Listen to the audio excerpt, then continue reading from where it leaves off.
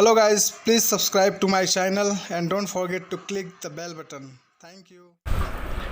Hello everyone, praise the Lord. आज मैं फिर आपके सामने एक नई मोटिवेशनल लाइफ चेंजिंग स्टोरी के साथ।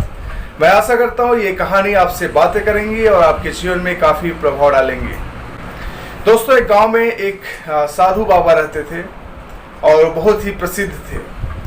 उसी गांव में एक चोर भी रहता था, वो भी बहुत ही प्रसिद्ध था। एक दिन साधु बाबा ने एक लंबी यात्रा जाने के लिए योजना बनाई और इस योजना के बारे में वहाँ रहने वाले जो चोर थे उसको भी पता चला। तब जो चोर था वो साधु बाबा के पास आया और उनसे कहा कि बाबा जी, मैंने सुना है कि आप एक यात्रा में जा रहे हैं, तो मैं भी आपके साथ जाना चाहता हूँ। साधु बाबा ने उससे कहा कि भाई, आप एक नामी चोर हो और सब लोग आपको जानते हैं, तो मैं आपको अपने साथ नहीं ले जा सकता क्योंकि मेरी इज्जत खराब हो जाएगी, लोग मेरे बारे में बुरा सोचेंगे। लेकिन उस चोर ने कई बार साधु बाबा से रिक्वेस्ट किया कि वो कोई भी ऐसा गलत काम नहीं करेगा यात्रा के दौरान जिससे उसकी इज्जत पे आँच आए या उसको नाम खराब हो जाए।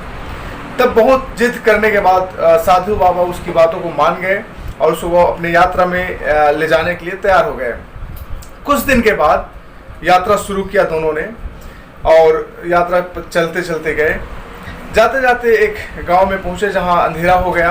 वहां पे एक धर्मशाला था। धर्मशाला में और बहुत सारे यात्री लोग थे और ये लोग भी उसी धर्मशाला में रुक गए और रात को सो गए। जब सुबह हुआ तो सुबह साधु बाबा ने सुना कि बहुत सारे लोग वहां चिल्ला रहे थे कि मेरा सामान कहाँ है, मेरा सामान कहाँ है, मेरा सामान कहाँ है।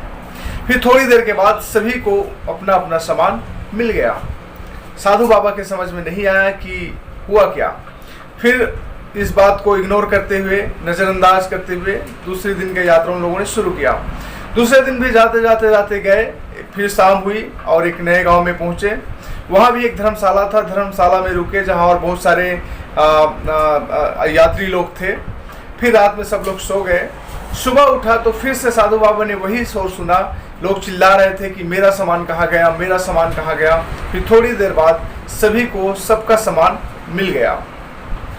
साधु बाबा को समझ में नहीं आया कि हो क्या रहा था। फिर भी बिना कुछ कहे, बिना कुछ पूछे यात्रा उसने शुरू किया। तीसरे दिन की जब यात्रा उनके साथ गए, जाते जाते फिर से वो लोग एक दूसरे गांव में पहुंचे। वहां भी शाम हुई और एक धर्मशाला में रुके जहां और बहुत सारे यात्री थे। सभी लोग सोने लगे। लेकिन इस दिन साधु बाबा ने सोचा कि आज मैं देखूंगा कि एक्चुअली होता क्या है। फिर उसने प्रिटेंड किया सोने के जैसा। उसने सोया नहीं, लेकिन अपने ऊपर एक कपड़ा डाल के वो लेट गया और जागता रहा देखने के लिए कि रात में होता क्या है। तो जब सारे यात्री लोग सोए हुए थे, सभी लोग सोए हुए थे, तो आधी रात को ये जो चोर साधु के साथ था ये उठा। उसने एक का सामान निकाला, दूसरे के पास रख दिया, दूसरे का सामान निकाल के तीसरे के पास रख दिया। इसी रीति से उसने एक का सामान दूसरे के पास करके सभी का सामान एक्सचेंज कर दिया, अदली बदली कर दिया और जाके सो गया। जब सुबह हुई फिर वही शोर, लोग चिल्लाने लगे मेरा सामान कहाँ है, मेरा सामान कहाँ है। फिर थोड़ी देर के बाद सभी को उसका सामान मिल गया। साधु बाबा ने उस समय कुछ नहीं कहा, चुप रहा। फिर अगले दिन की जो यात्रा थी, उन लोगों ने यात्रा किया और रास्ते में साधु ने उस चोर से पूछा कि आज मैंने रात में देखा कि आप रात में उठे थे और सभी का सामान, एक का सामान लेकर दूसरे के पास, दूसरे का सामान लेकर तीसरे के पास रख रहे थे, आपने ऐसा क्यों किया? तो उस चोर ने साधु बाबा से कहा कि बाबा जी, मेरी जो यात्रा आपके साथ है वो सिर्फ 1 महीने के लिए है और मैंने आपको वायदा किया 1 महीने में कुछ गलत काम नहीं करूंगा, लेकिन उसके बाद तो फिर से मुझे अपना कार्य करना है। तो इस समय मैं प्रैक्टिस कर रहा हूं कि चोरी कैसे किया जाता है। दोस्तों, ये कहानी हमें क्या सिखाती है? सिखाती है कि जब तक वो चोर साधु बाबा के साथ था, अपने आप को धर्मी और अपने आप को एक अच्छा प्रस्तुत करने की कोशिश कर रहा था, लेकिन फिर भी कहीं ना कहीं उसके हृदय में उसकी जो पुरानी चाल है, उसकी जो कार्य है, वो छूटा नहीं, उसको प्रैक्टिस कर रहा है। दोस्तों, कई बार हमारे मसीही जीवन में, क्रिश्चियन लाइफ में भी ऐसा ही होता है। हम प्रभु को तो ग्रहण कर लेते हैं, we start following Christ, we started going church and we pray and spend time in prayer and worshiping God, but somewhere in the corner of our heart our old nature still remains. कहीं ना कहीं जो हमारी पुरानी आदत है, जो पुरानी चाल है, वो कहीं ना कहीं हमारे हृदय में छिपा रहता है और वो आता रहता है. तो आज हमें इस मैसेज के द्वारा मैं एक बाइबल वचन पढ़ूंगा और मैं आपको बताना चाहूँगा, थोड़ी सी बातें करेंगे. बाइबल में एक वचन है, रोमियो का किताब उसका 12 अध्याय का 2 पद में लिखा है, इस संसार के सदृश न बनो, परंतु तुम्हारे मन के नए हो जाने से तुम्हारा चाल चलन भी बदलता जाए, जिससे तुम परमेश्वर की भली भांति और सिद्ध इच्छा अनुभव से मालूम करते रहो.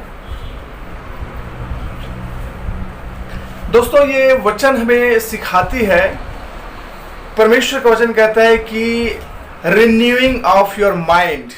When our mind is renewed, our life style also should be changed. So हमारे मन के नए हो जाने से हमारा शरीर का जो चाल चलन है, जो व्यवहार है, वो भी बदलना बहुत ही जरूरी है. जैसे कि हमने इस कहानी में सुना कि चोर चाहता तो था साधु के साथ जाना, लेकिन एक लिमिटेड समय के लिए, कुछ समय के लिए अपने आप को सीधा अच्छा करने की कोशिश किया उसने, लेकिन उसके पीछे उसके हृदय में ये छिपा हुआ था, उसकी जो पुरानी चाल थी, जो पुरानी उसकी जो कार्य था, वो छुपा हुआ था, उसको प्रैक्टिस किया जा रहा था. कई बार हम जब चर्च जाते हैं तो क्यों जाते हैं?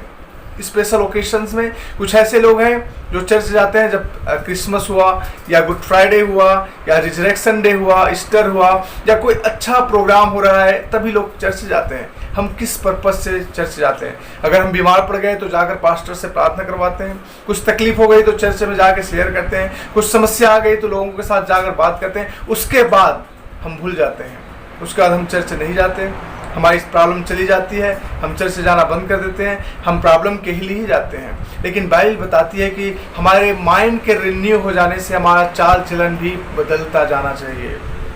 दोस्तों, परमेश्वर का वचन हमें सिखाता है, ये हमें बताता है कि हमारे चाल चलन में परिवर्तन होना चाहिए. हम चर्च सिर्फ 1 महीने के लिए नहीं, 1 दिन के लिए नहीं, सिर्फ चंगाई पाने के लिए नहीं या प्रोग्राम अटेंड करने के लिए नहीं, बल्कि लाइफ टाइम के लिए हमें जाने की जरूरत है. क्योंकि जब हम कंटिन्यू चलते रहेंगे तभी हमारी पवित्रता, हमारी चाल चलन में परिवर्तन, हमारे बोलचाल में परिवर्तन, हमारे स्वभाव में परिवर्तन आएगा.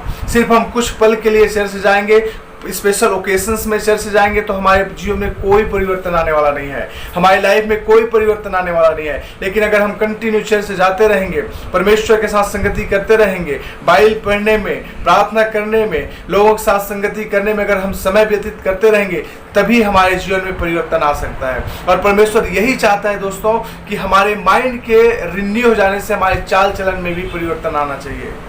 हमें कैसे पता चलेगा कि एक व्यक्ति सच्चा यीशु मसीह का फॉलो करने वाला है? उसके चाल चलन से ही पता चलता है.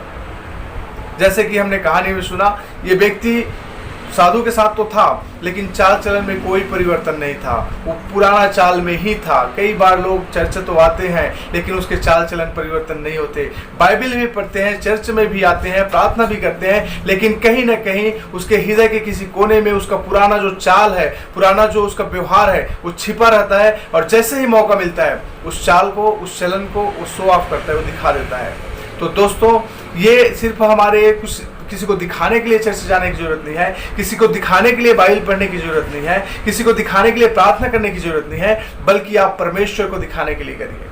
परमेश्वर से सच्चा प्यार करने वाले लोग बनो, परमेश्वर से प्यार करो. आपके अगर सच्चे दिल से परमेश्वर से प्यार करते हैं, सच्चे दिल से आराधना और प्रार्थना करने वाले व्यक्ति हैं, तो यकीन मानिए दोस्तों, आपके जीवन में परिवर्तन आएगा. आपके जीवन में परिवर्तन आएगा. जो दुख, जो तकलीफ, जो समस्या को लेकर आप हमेशा परेशान रहते हैं, वो दुख और समस्या और तकलीफ हमेशा के लिए आपके जीवन को छोड़कर चला जाएगा. लेकिन आपको चाहिए कि इस व्यक्ति, इस कहानी में हमने सुना, उस शोर के समान नहीं, जो कुछ पल के लिए, कुछ क्षण के लिए, कुछ दिनों के लिए साधु जी के साथ थे. प्रभु यीशु मसीह के साथ अगर आपको चलना है तो पूरे लाइफ टाइम चलना पड़ेगा. कुछ पल के लिए नहीं, कुछ क्षण के लिए नहीं, बल्कि पूरे लाइफ, जब तक इस संसार में आप जिंदा हो, यीशु मसीह के साथ चलो. यकीन मानिए, यीशु आपके जीवन को आशीष से भर देगा. यकीन मानिए, यीशु आपको हर एक प्रकार की आशीषों से भर देगा, जिसके बारे में कभी आपने सोचा भी नहीं होगा.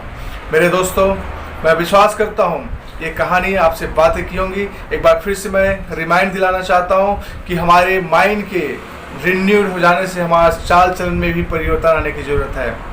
अगर आप सच्चे दिल से यीशु को प्यार करते हैं तो आपके चाल चलन से ही पता चलेगा कि आप प्रभु यीशु मसीह के फॉलोअर्स हैं। I believe the Lord's word has spoken to each and every one of you. May the Lord bless you. मैं आशा करता हूँ दोस्तों कि ये कहानी आपसे बातें की होंगी और ये वचन आपसे बातें किया होगा, आपके जीवन में आशीष लाया होगा। प्रभु आप सबको आशीष करे। आमीन।